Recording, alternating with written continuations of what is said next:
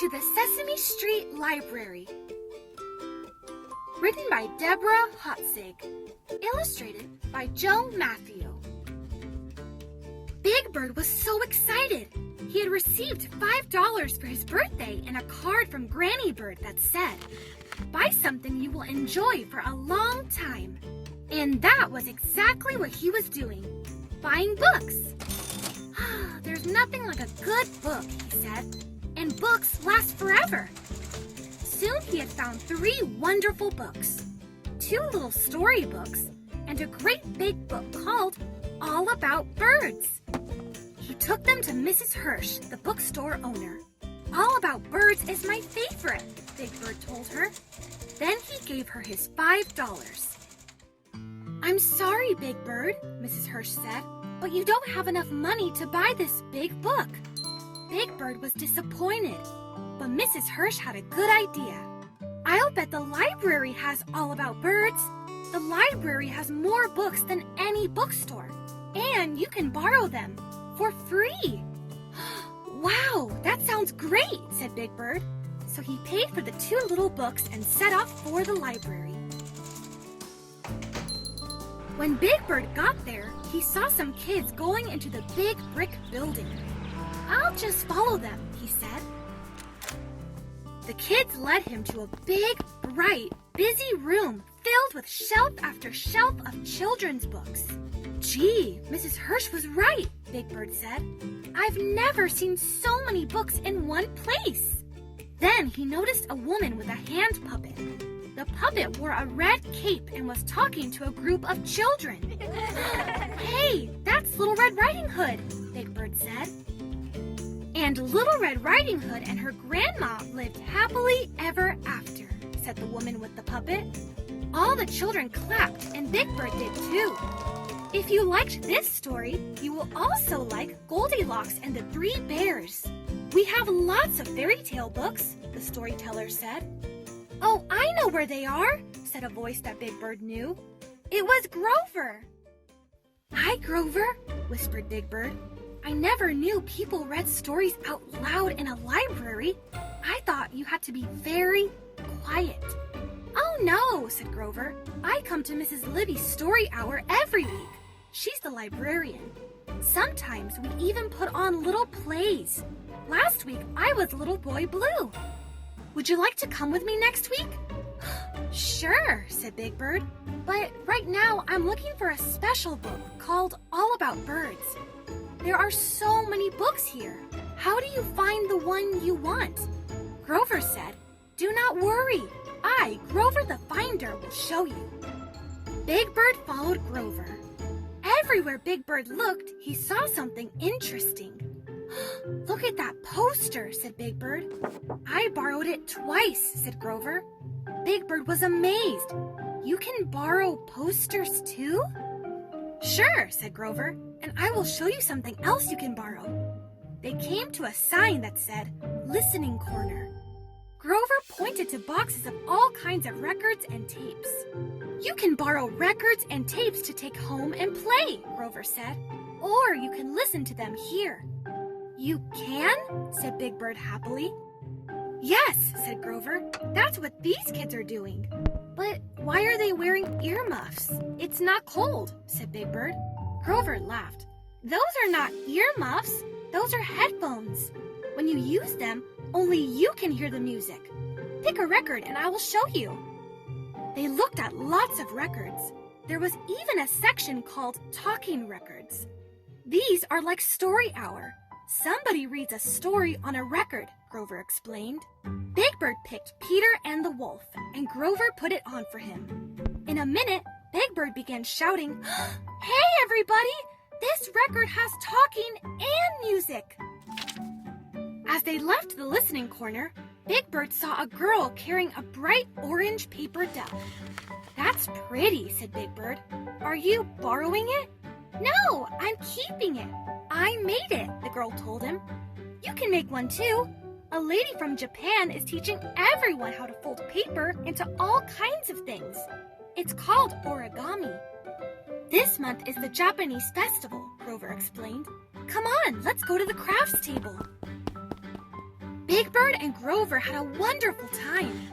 Grover made a blue sailboat, and Big Bird made a pelican. Grover, this pelican reminds me of the book that I still want to find, all about birds, Big Bird said. So Grover took Big Bird to the bookshelves. Many of them had signs, tales of magic, dinosaurs, not too easy, not too hard. By the time they got to the shelf of bird books, both Grover and Big Bird were balancing a stack of books they wanted to look at.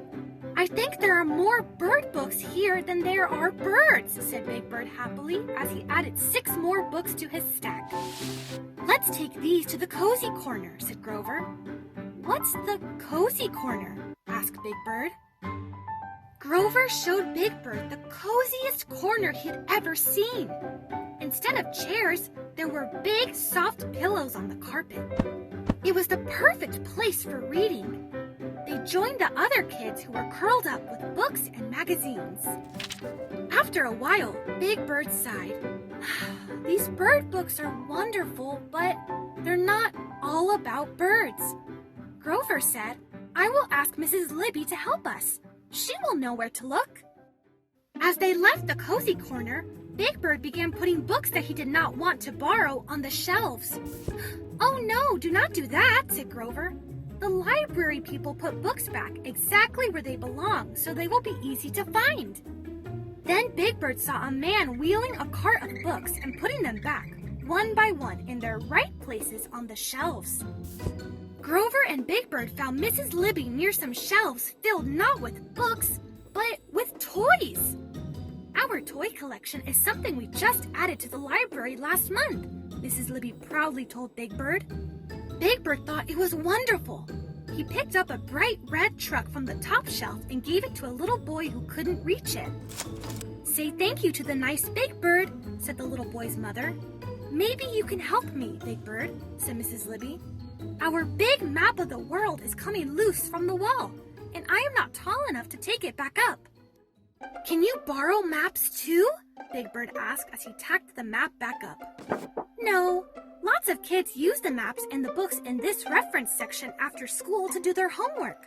So everything here has to stay here, Mrs. Libby explained. Boy, there's so much to do at the library, I almost forgot what I wanted to ask you. Can you help me find the book all about birds? Did you look on the shelf of bird books? Asked Mrs. Libby. Yes, said Big Bird, but I didn't see it. I'll help you find it. I know we have that book, she said. Oh, good, said Big Bird. I was afraid you might not have it. Even if this library doesn't have a book you want, we can probably get it for you from some other library, said Mrs. Libby. Libraries borrow books too? Said Grover. Mrs. Libby took Big Bird and Grover to the shelf of bird books. She pulled a big book off the shelf and handed it to Big Bird. Is this the book you want? It was exactly like the book in the bookstore. Yes, said Big Bird happily. Gee, thanks. It was right here all the time, but I didn't see it. Once a book I wanted had been checked out by somebody else, said Grover. So Mrs. Libby sent me a postcard when it was returned. Big Bird liked the idea of getting a postcard from the library, but he was happy that All About Birds was there for him to borrow right now. I'm glad you got the book you wanted, Big Bird, said Mrs. Libby. The library has something for everyone, even Braille books for people who cannot see.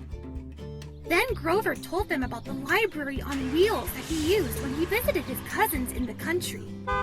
They live too far from a library, so the library comes to them. It is called a bookmobile. It was time to go. Big Bird and Grover had the books, records, and posters they wanted to borrow. Now you need a library card, said Grover. When I got my library card, Mommy wrote a note for me to give to the librarian. It had my name and address on it. Do you have something that shows where you live? Big Bird looked worried. Then he remembered the birthday card that Granny Bird had sent him. He pulled it from his bookstore bag of books. On the envelope was written, "Delivered to Big Bird, The Nest, Sesame Street." This shows where I live, said Big Bird happily. That's fine, said Mrs. Libby. Then she typed his name and address on a card. All Big Bird had to do was sign his name. "Take good care of all the things you check out of the library," said Mrs. Libby. "Other people will want to borrow them after you." "Oh, I will," said Big Bird. "I promise." "Come back soon," said Mrs. Libby. "There's going to be a movie on Friday that you would like. It's about penguins." "A movie?" said Big Bird. "I'll be back all right. After I read all about birds, I'm going to read all about everything."